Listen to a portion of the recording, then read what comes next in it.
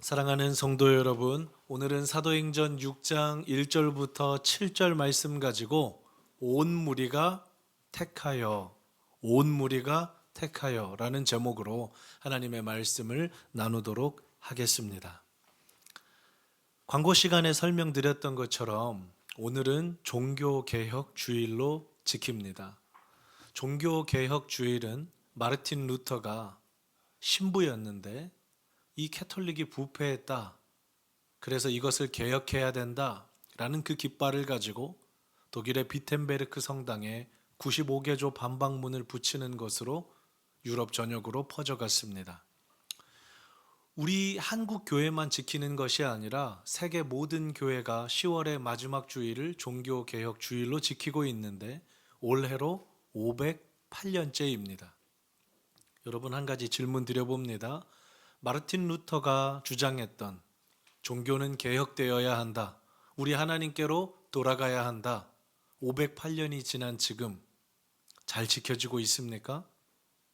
어떠십니까? 더 이상의 종교개혁은 필요가 없습니까?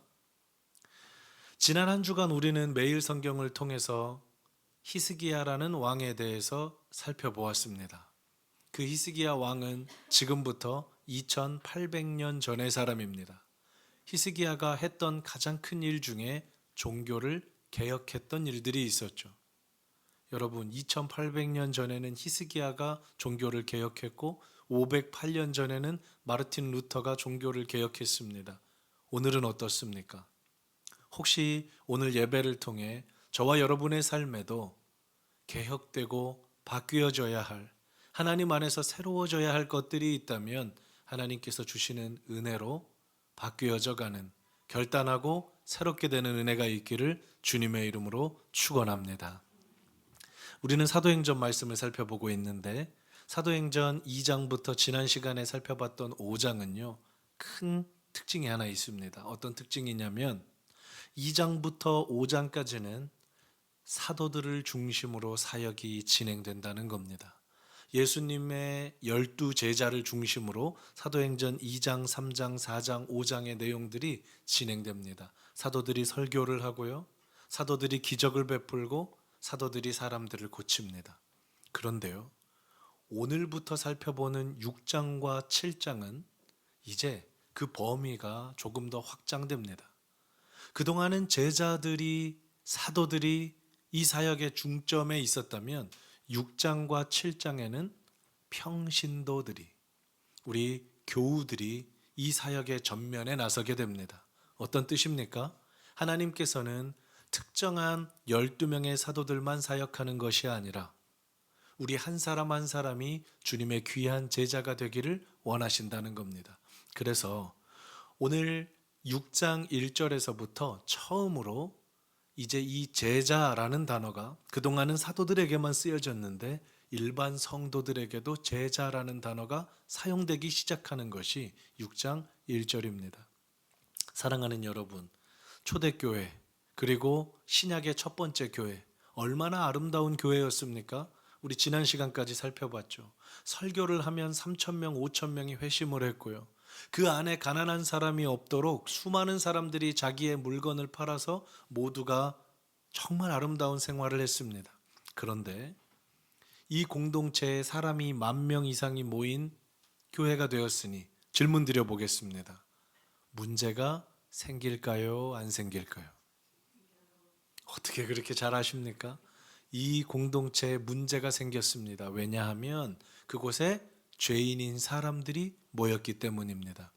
문제는 생길 수 있습니다. 어떤 공동체든지 문제는 생깁니다. 중요한 건 어떻게 이 문제를 해결해 가는지가 성숙한 공동체인지 미성숙한 공동체인지를 판가름합니다. 초대교회, 신약교회는 문제가 생겼을 때 그 문제를 어떻게 해결했는지 오늘 여러분 한번 말씀을 통해 한 절 한 절씩 보면서 우리가 상고해 보려 합니다. 1절 말씀 보겠습니다.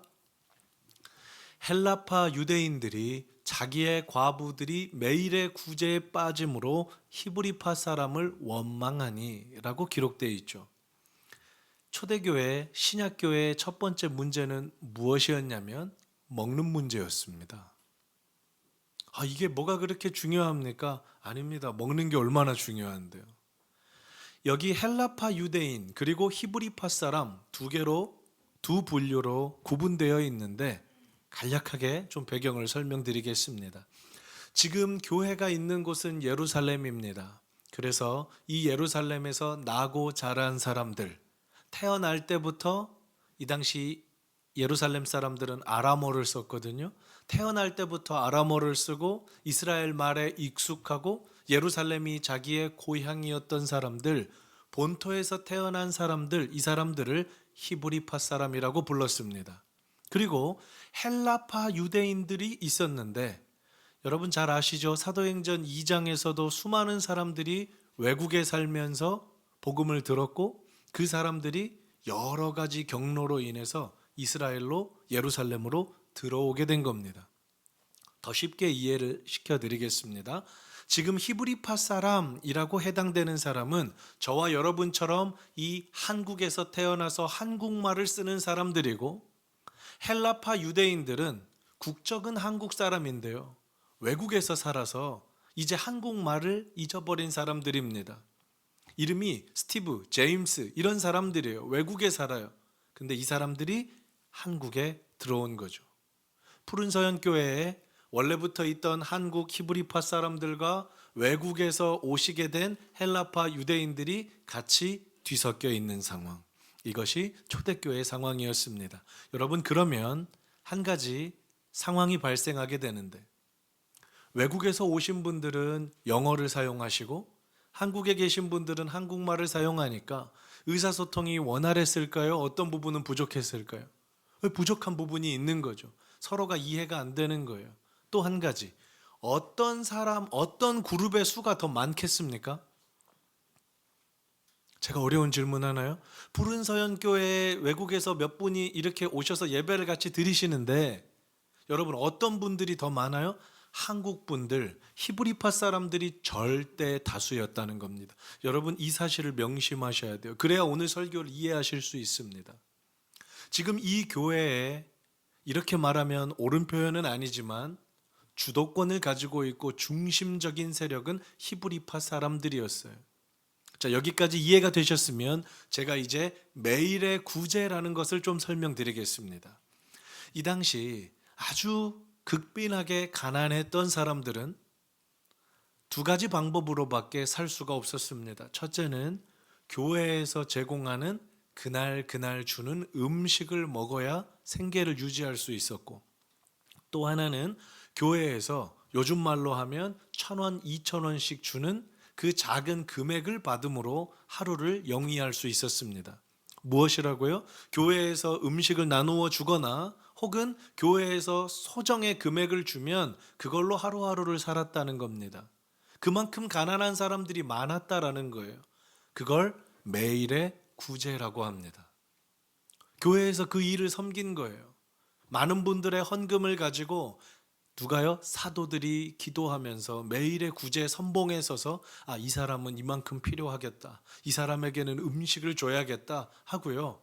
그 10,000명의 사람들을 12명의 사도가 진두지휘하면서 열심히 섬겼다라는 거예요. 그런데 어떤 문제가 생겼느냐 보십시오. 헬라파 유대인들이 자꾸 그 매일매일 받아야 되는 구제에서 빠지는 거예요. 사도들 12명은 전부 어디 사람들일까요? 히브리파 사람들이에요. 여러분 질문 하나 더 드려볼게요. 사도들이 헬라파 사람들은 외국에서 왔으니까 이 사람들은 매일의 구제에서 일부러 제외시켰을까요? 아니요. 아마 문화가 다르고 말이 다르고 상황이 달랐기 때문에 애를 썼지만 빠졌을 거라는 말입니다. 이런 일들이 있었어요. 자, 이제 2절 말씀으로 넘어가 봅니다. 교회에 이런 일들이 있으니까 헬라파 사람들 안에서 불만이 나오는 거예요. 히브리파 사람만 위해주네. 우리는 매일의 구제에서 자꾸 소외되네. 우리 헬라파 사람들은 이 교회 다니면 안 되겠네. 자꾸 이런 어려운 문제들이 생기는 겁니다. 자, 문제가 발생했습니다. 어떻게 해결하는지 보십시오. 2절에 12사도가 라고 되어 있어요. 무슨 말이에요? 지금 이 구제를 집행하는 주체가 누구라고요? 12사도라고요. 사랑하는 여러분, 12명의 사도가 얼마나 많이 기도하면서 섬겼겠습니까? 그래도 부족한 부분이 있을 수 있다는 겁니다. 저를 비롯한 교역자들도 최선을 다해서 교회를 섬깁니다. 우리 장로님들, 권사님들, 집사님들도 각 부서에서 각 여러 가지 모양으로 우리 교회를 섬깁니다. 여러분 잊지 마십시오. 사람이 하는 일이기 때문에 마음은 그렇지 않아도 부족한 부분, 섭섭한 부분이 생길 수 있다라는 겁니다. 이때 사도들의 반응이 너무나 성숙합니다. 이렇게 할 수 있잖아요. 12사도가 다 사람들을 다 불러 모아놓고 제가 듣자 하니, 저희들이 듣자 하니 저희가 열심히 섬기고 매일의 구제를 하는데 거기서 빠졌다는 이유로 불평하는 분들이 계시다고 들었습니다. 그런 소리 할 거면 우리 교회 나가십시오. 우리가 막 공짜로 주는 건데, 우리가 사랑을 베푸는 건데 그걸 가지고 뭐라고 합니까? 우리도 힘듭니다 라고 사도들이 할 수 있는데 그렇게 하지 않고요, 자기들의 실수와 부족함을 인정합니다. 이렇게 말해요. 12사도가 우리가 접대를 일삼았다. 여기서 접대는 내가 누군가한테 잘 보이기 위해서 손을 비비는 것이 아니라 1절의 문맥에 의하면 접대는 뭘까요? 매일의 구제인 거죠. 어려운 사람 도와주고 음식 만들어서 나눠주는 이 접대에 우리 12사도가 어쩔 수 없이 집중하게 됐는데, 우리가 가만히 기도해 보니까 이 문제를 보고 12사도가 모여서 하나님 앞에 뜻을 구해 보니까 이게 마땅하지 않다는 결론을 얻었습니다. 왜요? 접대가 귀하지 않다는 게 아니라 거기만 집중하다 보니까 가장 중요한 일인 하나님의 말씀을 묵상하고 기도하는 일을 못하게 됐다는 거예요. 몸은 하나인데, 시간은 24시간인데 더 중요한 일을 자꾸 놓치게 되더라. 그러니까 이건 하나님이 기뻐하시지 않을 것 같아요 라고 지금 말하는 거예요. 그리고 6장 3절 보십시오. 얼마나 이 교회가 성숙했는지 보세요. 사도들이 너희들 가운데서 사람 7을 택하라 라고 말합니다. 누가 뽑으라는 거예요? 당신들이 뽑으라는 거예요. 여러분 놀랍지 않습니까? 12사도면 이렇게 해도 되잖아요. 저희가 기도하고 7사람을 골랐습니다. 이 사람이 이제 집사가 돼서 교회를 섬길 겁니다. 아닙니다. 이 교회를 주도해 가시는 성령님을 믿는 거예요. 각 교우들의 삶 가운데 역사하시는 성령님을 믿는 거예요. 이 교회는 사도들의 교회가 아니고 하나님의 교회였기 때문에 저는 이 교회를 주장하시는 하나님을 믿습니다. 그러니 저희가 뽑지 않겠습니다. 저희도 이렇게 실수하지 않습니까? 여러분이 기도하고 여러분이 7명의 사람을 선택해 주십시오. 이 중요한 직분을 주는 그 모든 권리를 넘겨주는 겁니다. 위임해 주는 거예요. 사랑하는 성도 여러분, 이 말씀을 묵상하면서 저는 아까 광고 시간에도 말씀드렸지만 푸른 서연교회가 앞으로 언제 어떻게 어떤 방법으로 이전할지를 저와 소수의 사람들만 고민하고 기도하는 것이 아니라 우리 교회 역사하시는 주님을 믿으며 우리 모두가 함께 기도하는 일이 되기를 소망합니다. 한두 사람의 일이 아니라 교회를 주장하시는 하나님의 일이잖아요. 그래서 우리 함께 기도하기를 원해요. 사도들은 모든 것들을 맡겼지만 딱 3가지 조건은 줬습니다. 아무나 뽑으면 안 되니까요. 그 3가지 조건이 6장 3절에 포인트를 다시 보십시오. 첫 번째입니다. 여러분이 집사님 7명을 뽑아주셔야 되는데 3가지 조건이 필요합니다. 첫 번째 조건은 성령이 충만한 사람이어야 합니다. 나랑 친한 사람이라 그래서 뽑아주고 나랑 가까운 가족이라 그래서 뽑아주고, 여러분 그런 게 아니라 여러분이 보실 때 이 사람은 성령 충만한 사람이다. 어떤 말일까요? 하나님과의 관계가 바로 선 사람이다. 신앙이 있는 사람이다. 이 사람을 기도하고 뽑아주시라는 거예요. 두 번째, 지혜가 충만한 사람을 뽑아주십시오 라고 사도들이 부탁합니다. 지식이 충만한 사람이라 하지 않았습니다. 고학력자만 뽑아주십시오라고 하지 않았습니다. 돈 있는 사람 뽑아주십시오라고 하지 않았습니다. 지혜가 충만한 사람. 어떤 사람이 지혜가 충만하죠? 겸손하게 하나님께 여쭈어보고 하나님께서 정말 내게 주신 말씀인지 또 생각하고 또 생각하고 말씀에 비춰서 결정하고, 그 사람이 지혜 있는 사람이잖아요. 여호와를 경외하는 것이 지혜의 근본이라 하셨습니다. 그 하나님을 두려워할 줄 아는 사람을 뽑아달라는 거예요. 마지막 세 번째, 칭찬받는 사람을 뽑으라고 했습니다. 이건 뭘까요? 그 성도의 삶이 뒷받침되는 사람이에요. 하나님 사랑한다고 하는데 교회에서는 불화만 일으키고, 지혜 있는 사람이라고 하는데 교회에서는 성도들에게 상처만 주고, 입만 열면 말로 막 실수하고, 그런 사람 말고 세 가지 조건. 성령이 충만해서 하나님 사랑하는 사람, 정말 지혜가 충만한 사람, 그리고 교우들에게 칭찬받는 사람을 뽑아주십시오라고 말했습니다.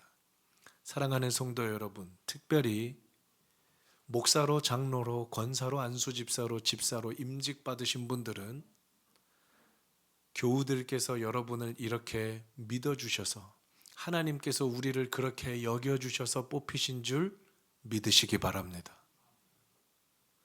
정말 믿으시기 바랍니다. 그리고 두려워하셔야 돼요. 두려워하셔야 돼요. 내가 성령 충만하게 이 직분 감당하고 있는가? 나는 지혜 충만하게 이 직분 감당하고 있는가? 나는 우리 교우들에게 칭찬받는 사람인가? 정말 점검하셔야 돼요.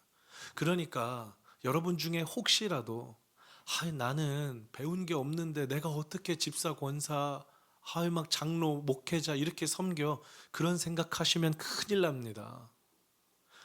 난 가진 게 없는데 내가 이걸 어떻게 섬길 수 있어? 나는 시간이 없는데 어떻게 그렇게 섬길 수 있어? 아닙니다, 여러분. 그것들이 다 없어도 하나님께서 성도님들의 손을 통해 저와 여러분을 세워주셨다면 우리는 이 교회를 더 아름답게 세워가야 할 의무가 있는 겁니다.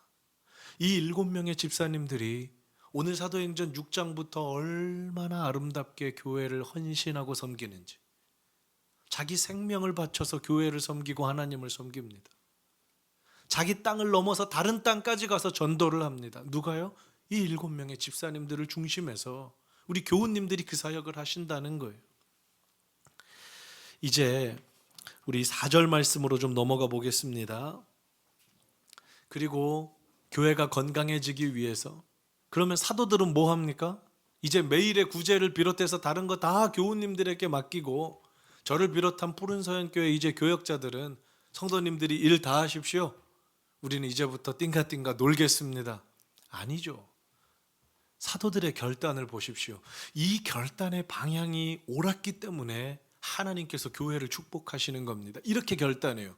우리는 2가지만 하겠습니다. 기도하는 일 하겠습니다. 5분, 10분 기도하겠다는 게 아니에요. 하루에 1시간씩, 2시간씩 생명을 걸고 기도하겠다는 거예요. 그리고 말씀 사역에 힘쓰겠습니다. 저와 같은 교역자들이 정말로 기도하면서 정말로 깊이 말씀을 연구하고 그걸 묵상해서 여러분들께 전달드려야 우리 교회의 영적 분위기가 살아나지 않겠습니까? 여러분도 이 세상 이번 한 주 믿음으로 살지 않으시겠습니까? 목회자가 자꾸 일에 쫓겨가지고 어떤 다른 일들에 쫓겨서 말씀 준비도 못하고 기도 준비도 못하면 어떻게 그 교회가 바로 서겠습니까? 저와 같은 우리 목회자들은 그래서 이렇게 결단할 겁니다. 저는 우리 교역자님들에게도 또 계속 권면할 거예요. 우리 기도하는 일, 말씀 전하는 일에 우리의 생명을 걸고 해야 된다. 하나님 이거 기뻐하신다. 우리를 그렇게 부르셨다. 우리는 이 일을 해나갈 것입니다.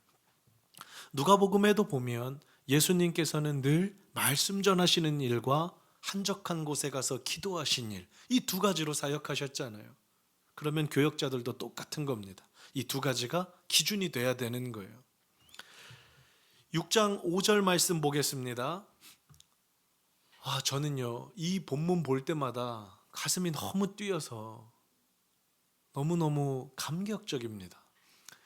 믿음과 성령이 충만한 사람, 아까 말했잖아요. 성령 충만한 사람, 지혜 충만한 사람, 성도들에게 칭찬받는 사람을 온 성도들이 기도하고 투표하고 골랐는데 7사람이 뽑혀요. 스데반, 빌립, 브로고로, 니가노르, 디몬, 바메나, 니골라 7명이 뽑혔습니다.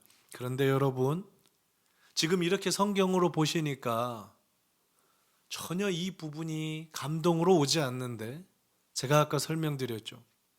지금 이 교회, 예루살렘 교회는 히브리파 사람이 대부분이라고 했습니다. 헬라파, 외국에서 온 사람들은 소수라고 했어요. 이 사람들의 이름을 요즘의 말로 바꿔볼까요? 푸른 서연 교회에서 7분의 집사님이 선출이 되셨는데, 7분의 안수 집사님이 뽑히셨는데, 그분들의 이름이 스티브, 제임스, 찰리, 프랭크, 데이빗 이렇다는 말이에요. 무슨 말인지 아시겠어요? 절대 다수의 표를 누가 갖고 있어요? 히브리파 사람들이. 그런데 그 히브리파 사람들이 7명 전원의 집사님을 전부 헬라파 사람들로 뽑아주신 거예요. 왜 그럴까요? 우리가 주도권을 갖지 않겠다라는 겁니다. 지금 헬라파 사람들이 구제에 빠지는 부분이 문제가 있으니 그 문제를 제일 잘 해결할, 이분들이 소외받지 않도록 자기가 갖고 있던 기득권을 아낌없이 내어주신 거예요. 그리고 여기에서 선출받으신 헬라파 이 유대인들은 그래, 내가 뽑힐 만했지가 아니라 자기의 생명을 걸고 뽑아주신 것에 감사하며 하나님의 복음을 전했다는 겁니다. 히브리파 사람들은 자기의 권리를 포기했고, 헬라파 사람들은 하나님 앞에 헌신했고, 교역자들은 기도하는 일과 말씀 전하는 일에 전무했으니 하나님 이 교회를 어찌 사랑하지 않으시겠습니까? 하나님께서 이 교회를 아름답게 쓰시는 거예요. 6절 볼까요? 전 이 부분도 너무 좋아요. 성도님들이 7명을 뽑아주셨는데 여러분 보시기에도 이상하지 않습니까? 이 성도님들 히브리파도 몇 명 있어야죠. 어떻게 헬라파만 7명을 다 뽑으셨습니까? 그렇게 말하지 않습니다. 저는 여러분을 믿습니다. 저희는 여러분 안에 역사하시는 성령을 믿습니다. 그러므로 여러분이 뽑아주신 7명 그대로 기도하고 안수하고 우리 교회의 초대 집사님들로 세우겠습니다. 초대교회는 이런 공동체였습니다. 이제 오늘 말씀의 결론입니다. 사랑하는 여러분, 이렇게 헌신했던 그 교회 어떻게 되었는지 보십시오. 하나님의 말씀이 점점 왕성해져 갔다라고 해요. 하나님의 말씀이 왕성해져 갑니다. 우리 주님의 이름이 높아지는 거예요. 그리고요, 제자의 수가 더 심히 많아지고 신자의 수가 많아졌다라고 하지 않습니다. 주님 따라가기로 작정한 제자들이 많아졌다는 거예요. 왜요? 이 교회가 이렇게 아름다우니까요. 또 그동안은 유대교를 믿고 있고 예수를 핍박했던 누구도요? 제사장들까지도 이 도에 복종합니다. 왜 그럴까요?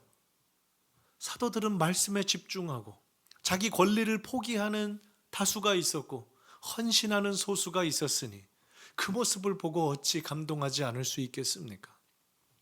이제 말씀을 정리해 보려고 합니다. 사랑하는 성도 여러분, 오늘 크게 2가지로 말씀드렸습니다. 먼저 첫 번째는요, 앞장서서 섬기는 교역자를 비롯해 우리 직분자들 누구나 실수할 수 있습니다. 부족합니다. 그때 우리가 해야 될 것은 변명하는 것이 아니라, 권위로 찍어 누르는 것이 아니라, 이 부분은 내가 부족합니다. 여러분, 우리를 좀 도와주십시오. 그리고 우리는 말씀과 기도하는 일에 전무하겠습니다. 뉘우치고 돌이키는 거죠. 이 은혜가 있기를, 이번 한 주 되기를 축복합니다. 또 하나는, 혹시 내가 가지고 있는 작은 권력, 기득권이라도 있다면 그것을 내어줄 줄 아는, 주님을 위해 헌신할 수 있는 은혜가 있기를 소망하고, 또 헬라파 유대인들처럼 헌신할 수 있는 용기가 있기를 소망합니다. 이번 한 주 이런 삶 되기를 소망합니다. 사랑하는 여러분, 오늘 말씀을 기억하면서 우리 같이 찬양하고 기도하기 원하는데요, 혹시 여러분 삶에 풀리지 않는 문제들이 있으십니까? 건강의 문제, 관계의 문제, 재정의 문제, 여러 가지 문제들이 있으십니까? 예루살렘 교회가 문제를 만났던 것처럼 여러분 삶에도 해결할 수 없는 답답한 문제들이 있으십니까? 전능하신 하나님께서 여러분 삶에 임하기만 하시면, 전능하신 하나님 마음에 맞게 우리가 살아드리기만 한다면 하나님께서 우리의 삶을 책임져 주실 것입니다. 우리의 갈 길 알지 못하는 그 순간에도 하나님께서 우리의 삶을 책임져 주실 겁니다. 그 하나님을 믿으며 그 하나님께 우리 찬양 올려드리기 원합니다. 제가 가사를 불러드릴 테니까 우리 묵상하며 찬양합시다. 전능하신 나의 주 하나님은, 전능하신 나의 주 하나님, 여러분 믿으십시오. 능치 못하실 일 전혀 없으십니다.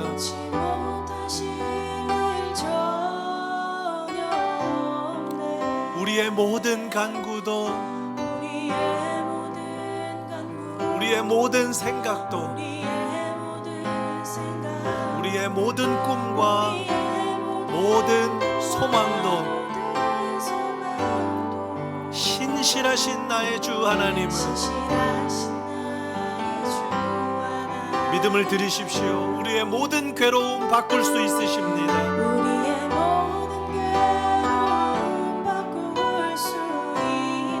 불가능한 일도 행하십니다. 그분은 죽은 자도 일으키십니다. 그를 이길 자 아무도 없습니다. 아무도. 주의 말씀 의지하여, 주의 말씀 의지, 깊은 곳에 금을 던져 오늘 그가 놀라운 일을 이루시는 것 보라. 놀라운 일을 이루시는 주의 말씀 의지하여, 믿음으로 금을 던져, 금을 던져 믿는 자에게 능치 못한. 우리 한 번 더요. 주의 말씀 의지하여, 주의 말씀 의지, 깊은 곳에 금을 던져 오늘 그가 놀라운 일을 이루시는 것 보라. 여러분 믿음으로요. 주의 말씀 의지하여 믿음으로 금을 던져, 믿는 자에게 능치 못함 없네. 우리 고백합시다. 나의 길 오직 그가 아시나니, 나의 길 오직 그가 아시. 나를 단련하신 후에 내가 정금과 같이, 내가 정금같이 나오리라. 우리 마지막으로요. 나의 길 오직 그가 아시나니, 길 오직 그가 아시나니, 나를 단련하신 후에 내가 정금같이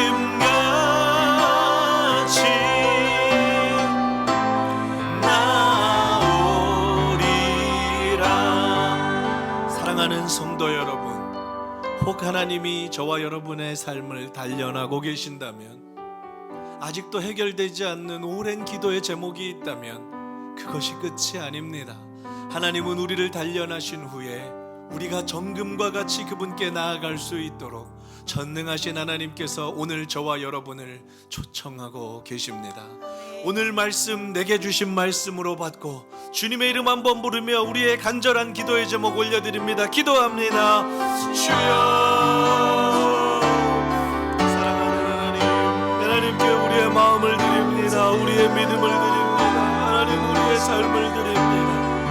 하나님, 내가 할 수 있는 것들이 없습니다. 나는 부족합니다. 모자랍니다. 쓰러집니다. 그러나 전능하신 하나님을 믿습니다. 불가능한 일을 행하시는 주님을 믿습니다. 하나님, 몸이 아프고 마음이 상하고 여러 가지 모습들로 아버지 우리의 인생들은 위축되고 또 쓰러지지만 하나님을 믿고 달려갑니다. 내가 없어도 내가 부족해. 성령 충만한 사람, 지혜 충만한 사람, 그리고 아버지 정말 칭찬받는 사람을 고르셨던 것처럼 하나님은 늘 그런 사람들을 통해 일하시니, 하나님, 내가 가지고 있는 것들이 있다면 내려놓게 하시고, 또 내가 많은 사랑을 받았다면 주 앞에 헌신할 수 있는 은혜를 주십시오. 사도들의 그 마음이 아버지 우리 몇 사람들의 헬라파 사람들의 마음이 우리의 마음 되게 하여 주십시오. 우리가 할 수 있는 것이 무엇입니까? 없습니다. 그저 주님만 의지합니다. 주님, 우리를 불쌍히 여겨주십시오. 주님, 우리를 긍휼히 여겨주십시오. 우리만 두지 마시고 이번 한 주의 삶 가운데 하나님 우리를 축복하여 주옵소서. 주님의 사랑이 필요합니다. 하나님,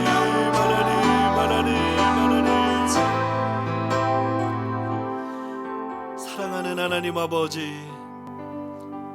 그 아름다웠던 초대교회도 이런 문제들을 겪었던 것처럼 우리 교회도 또 우리 가정에도 우리 삶에도 여러 가지 문제들이 있습니다. 그때 그 문제를 풀어가는 방법이 성숙하게 해주십시오. 돌아보고 실수한 것들은 인정하고 하나님 앞에 결단할 것들은 결단하게 하시고, 내가 너무 많이 가지고 있는 기득권이 있다면 내려놓게 하시며, 내가 받은 사랑이 많다면 주님께 다시 헌신할 수 있는 믿음을 주옵소서. 하나님, 오늘의 말씀 내게 주신 말씀으로 받고 이번 한 주 동안 주님만 의지하며 전능하신 하나님 앞에 이 모든 문제들을 기도의 제목으로 바꾸어 올려드리는 믿음을 허락하여 주옵소서.